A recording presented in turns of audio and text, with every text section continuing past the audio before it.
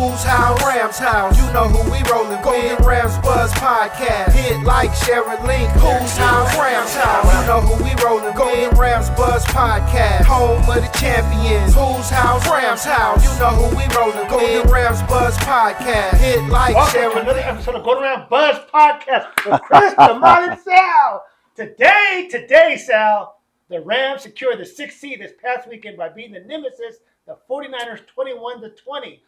Thoughts on the game? Fantastic. The Rams finished the season exactly like I hoped they would. When I hear people say it didn't matter, it matters. If you're a Niner fan or if you're a Ram fan, it matters. Because the Niners have to take that loss and carry that for 2 weeks. And you always want to enter the playoffs on a high note. The Rams went to San Francisco and was able to do what they needed to do.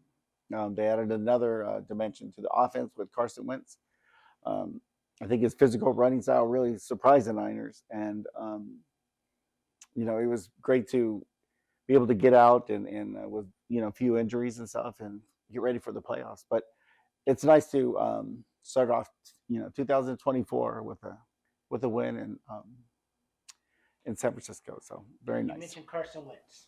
Carson Wentz with 17 out of 24, 163 yards, 2 TDs and 1 interception.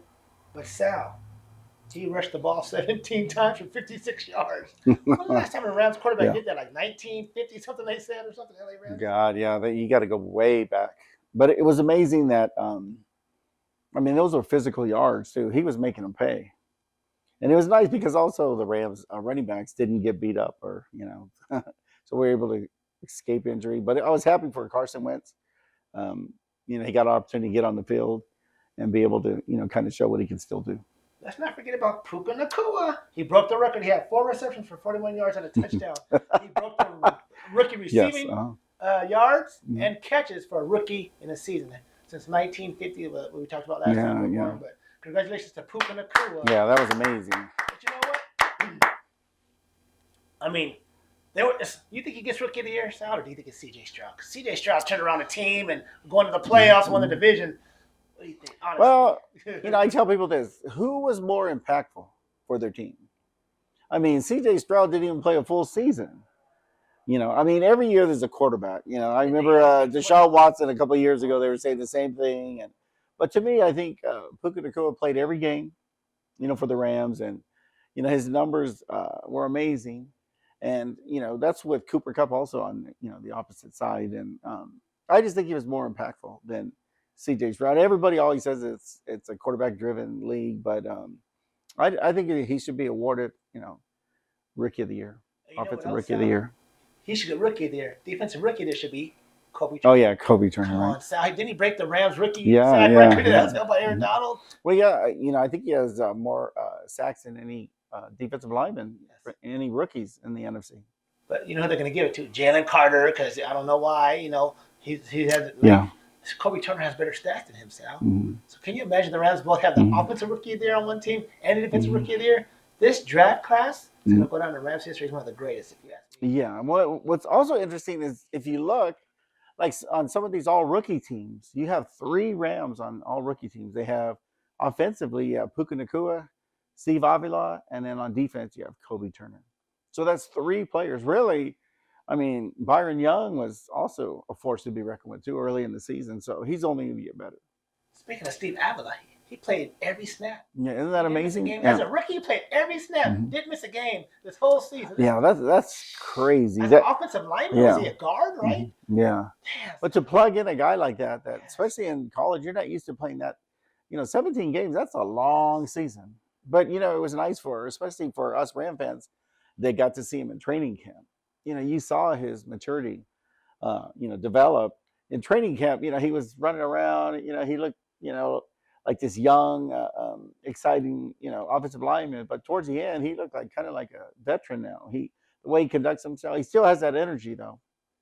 I like when he runs down the field. And the best is when he spikes the ball. I like when Kyron hands him the football and lets him spike it. The offensive lineman, that's awesome. What was the Rams record? How did the Rams finish the season? What was the record they finished with? Let me see. Didn't we predict, right? We said 10 wins, 7 losses, right? And playoffs. Yeah, and then I'm gonna call you. Your name's not Sal no more. Your name is Sal Stradamus. Nostradamus. Sal Stradamus. So yeah, you I'll know take this that. stuff. You predicted beginning of the year. Hey, the Rams. We both said 10 wins. You said the last game's gonna either make the Rams in the playoffs or create playoff seeding, which is right. Yeah. And also, what's the lotto number? You could tell me. I won't tell you. You know all that. I wish I knew that, right? Yeah, I was watching the game with Chris and your daughter Bree, and that's we're talking about 2-point conversions. Like the Russians go for 2-point conversions. Me and Bree looked at each other like, that's what my dad said. That's what we're like you said it, and then also said what you said. So it's just crazy how much you predicted beginning of the year from training camp. You said, look out for Puka Nakua. Look for Puka Nakua. I said, okay, I don't know how to pronounce his name, but because we go to training camp together, I'm sitting there watching intensely. I'm like, wow, everything you talked about, Rams wise. I think you even predicted you want to say the Rams and Ravens in the Super Bowl.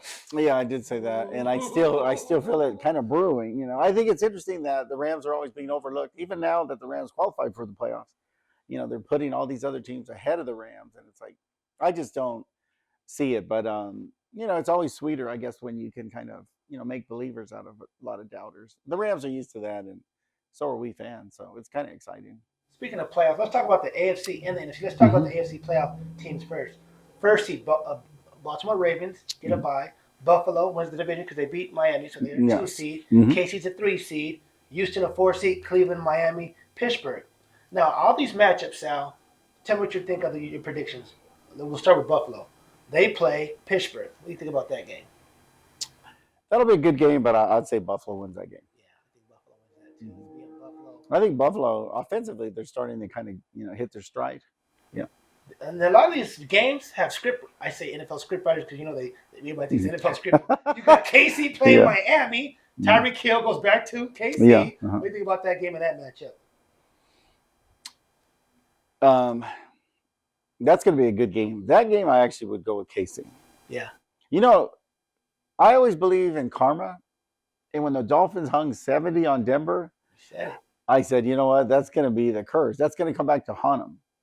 And so they went from being one of the most explosive offensive teams in the AFC to now they're kind of losing their stride. And I think right now they're just not in sync. Buffalo's starting to hit their stride right now, and I think KC will be able to pull out that victory.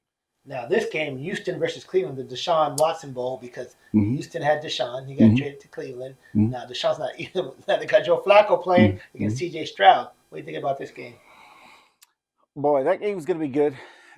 Both have great defenses, but I would say Cleveland. I'd say Cleveland wins that. Yeah, I always look at the quarterback, I would go with Flacco. I think Flacco will have a better game. Now these were the AFC division winners in the AFC division. They have Buffalo, Baltimore, Houston, and KC. Out of these 4 teams, do you think they meet in the? What 2 teams do you think meet in the NFC? In AFC, I would say Baltimore Ravens versus Kansas City Chiefs. For the AFC to go to For AFC, yeah. Ooh, the KC makes it. That'd be like 7 straight years of. It will, but you know what? I just don't see anybody better than them. Even Mahomes at 75% is better than any quarterback play in the AFC, right? Yeah. Besides Lamar, I think Lamar Jackson. These are the NFC division winners, and I'll talk about the playoff matchups as well. NFC, we have Dallas won the NFC East, Detroit won the South, Tampa Bay won the South, Detroit won the North, San Francisco won the West.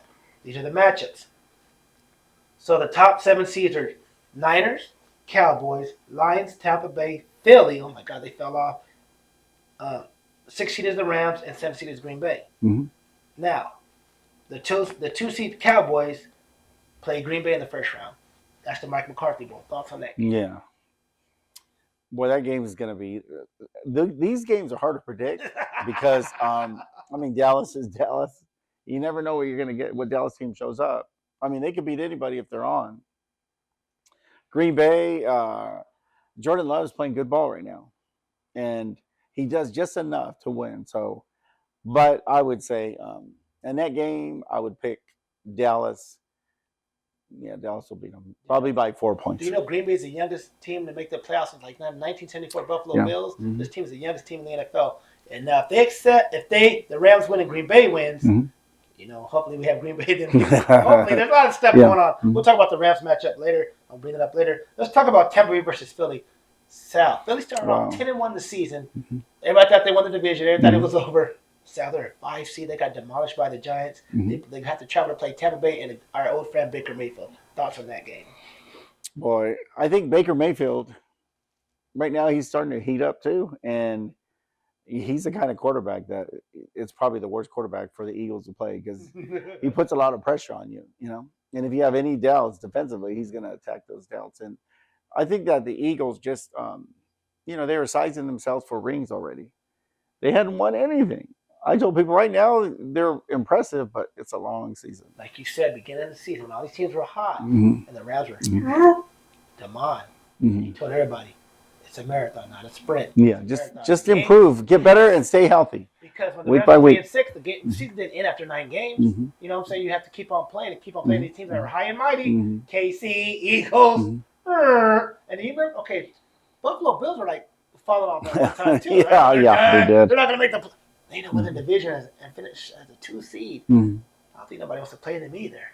No, I think now. I think they finally. I think that's what Buffalo needed.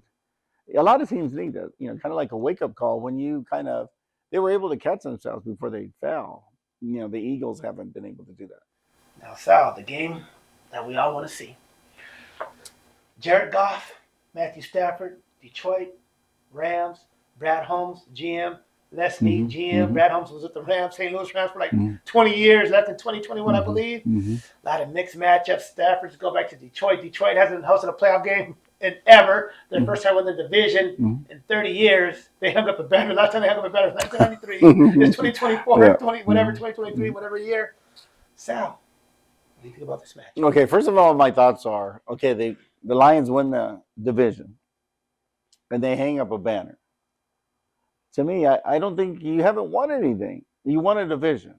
I wouldn't be celebrating that. I would expect more. Second of all, it's like, you know, the Lions are improved, but the Lions are, you know, Dan Campbell's too emotional. You have to learn to control your anger, control your emotions. McVay is the complete opposite of Dan Campbell. McVay's always in control. He may not like certain things, but he's not going to put it out in the media.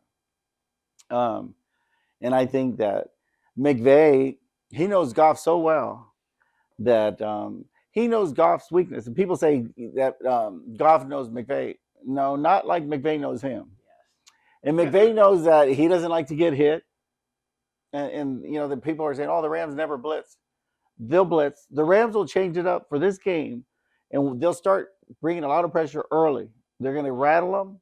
He's still making the same mistakes that he made when he was on the Rams. That's why he was traded. But I'm excited about this game because a lot of people were asking me, Sal, why did the Rams trade Goff? They should have kept him. And I said, you know what? Did you watch the Super Bowl? I said, did you see that last drive? That's why the Rams traded for Stafford. And then today, they put Goff stats alongside Stafford stats, right? And they look pretty comparable. But I said, yeah, but Stafford won a Super Bowl. Goff never won a Super Bowl. Isn't that why you played the game, right?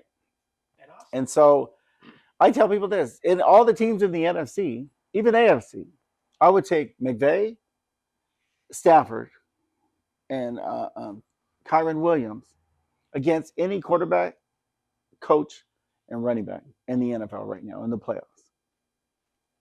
So I think, and then the Lions, I'm happy for the Lions, but it's not a good matchup for the Lions. The Rams, you remember they played last time at SoFi, and they played on emotion. And, you know, but they used a lot of onside kicks. Remember that?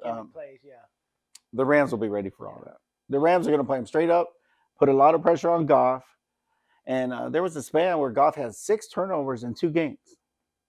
So that's one of the reasons why the Rams got rid of him is ball security is huge, especially when you're entering the playoffs. So the Rams know how to get to him. Once you hit him a little bit, you know, you remember when, like you saw that one video when Dickerson was talking about it. Yeah. I was laughing because Dickerson said exactly what a lot of fans were thinking, and he got all this heat, but he was saying Goff doesn't like to get hit. No quarterback does, but I seen Stafford get hit, and he just shakes it off. Yes. I mean, it was amazing when the Rams first traded for Stafford. I remember some of the hits he got up, and I'm like, oh, man, he's going to be gone for at least a game. 2 plays later he's back in. He doesn't miss games, and he's really mentally tough, physically tough. And Stafford, Goff, both have to remember it's not Stafford versus Goff. It's Detroit versus the Rams, Rams versus Detroit. Yes. It's not Goff versus Sean McVay, Sean McVay versus Jared Goff. Even though we're talking about it, it's going to come down to the Rams players versus the Detroit players. But isn't it funny though? You see, like, okay, the Rams are in LA, right? Which is like the show me city, and then you look at they're playing Detroit, right? But you saw St. Brown dye his hair, the Honolulu blue, and it's like, pretend like you've been there before. They never right? have. No. But what I'm saying is, you're putting more pressure. Just go and play football. Stop. You're adding a lot of things to yourself. You're making a distraction for the host city of Detroit. Yeah. And Detroit is ramped up. They're doing these fake posts. Don't wear Stafford jersey. You wear Stafford jersey. Yeah. You're not going to get in the game. You're going to be banned for life. Man, just go in there. Business trip. This is a business trip. Yes. The next game. Nothing personal. Yeah, nothing personal. I like Goff. Yeah. I'll always be a Goff fan. I mean, we got to see Goff grow up in front of us, And so I always like Goff. But in this game, I just know that, the Rams are just the better team. Let me ask you a question. Do you think right when the game starts, who's going to be more nervous, Goff or Stafford? Goff. Yeah, because he's going to be like... Stafford never gets nervous. Stafford's big. He won a Super Bowl. Yeah, that's what I'm saying. Yeah, once you win a Super Bowl, even though you're going back home, boo, this and that. Okay, this is prime time, baby. 5:15, prime time. So, yeah, that's gonna be great. And then what was amazing was, like, for Stafford, the Rams' offense was pretty much reduced to Stafford and Cup. Everybody in that stadium and then on the field knew it was that was his best option. And he utilized that option all the way down the field and in the end zone for a touchdown. What's your prediction on this game score-wise? Score-wise, I would say 35-17 Rams. I said 34-21 Rams. I think the Rams are going to win 34-21. I think it's going to be first half jitters for, just figuring things out. Not for the Rams, but just, Stafford. Okay, the crowd. Okay, silence the crowd. Who gets the ball first? Just little, I think. Then once Puka warms up and Cooper Kupp and then Kyrie and Williams. and tell the people, Sal, we had a conversation off camera. You said the Rams have offensive coordinator. Who's the Rams offensive coordinator? What's his name? Yeah, isn't that nice, huh? Let the people know his name and what he's done. Yeah. I mean, it's amazing because when the Rams brought him in, right? What's his name, Sal? No, but I'll tell you at the end because I just want to make a quick point. Okay. So everybody was saying that I heard it from so many people that the Rams weren't running the ball well, right? The Rams didn't know how to utilize the running backs, and so I said, wait until the Rams go out and they get Mike LaFleur, right? Mike LaFleur. Wait, this name sounds familiar. Does he have a brother, Sal? Yeah, the younger brother of Matt LaFleur, right? The coach of who? Yeah, he used to be Green Bay, right? You're talking about Matt LaFleur, right? And then Mike LaFleur, he also worked for the 49ers. So when the Rams picked him up, I said, I knew exactly what the Rams were going to do. I said, watch, the Rams are going to be physical. They're going to be bigger and physical. First draft, they picked Steve Avila, right? So they worked on, you look at the Rams, both, even when they picked up Kevin Dotson, I mean, what a steal, right?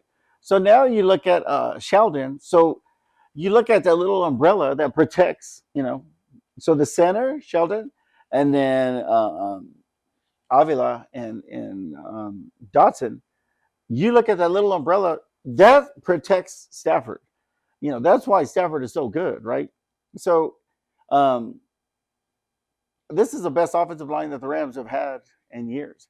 And people think I'm crazy. I tell people I like this team just as much or better than our Super Bowl team. Because this team was drafted. This team wasn't given a chance. When you and I were at training camp and we were watching Puka, and I said, man, that number 17 is good. People are like, oh, our secondary is terrible. Number 17 keeps catching all these passes. I'm like, because he's a good player. And you're going to see, you saw where the Rams didn't utilize him in the preseason. They waited for regular season before he started really showing what he could do. So, yeah. But I do like Mike LaFleur is awesome. I'm glad he's a Ram. And, everybody that comes to the Rams, McVay finds a way to elevate, their play and their coaching style. So, I mean, it's fun to watch. Now, Puka's 17, right? Who wore 17 before Puka? Another great running receiver. Oh, yeah. Robert Woods. One of McVay's favorite players. He blocked and everything. And then another player wore 17 that used to play for the Angels, now plays for the Dodgers. 17, number 17 just creates great. Yeah, Ohtani, right? Yeah, but you know what's interesting? Number 17 is not a really popular number. It wasn't. And now it is. But now it is, right? Yeah. LA. And you know what's also interesting is you look at like Puka is just, you don't even need to know his last name. Puka, everyone knows who Puka is in LA in 1 year, one season, right? And then you look at Kobe Turner, right? He's becoming a household name too. Some of the things he does is just amazing. You see when he got the ball? You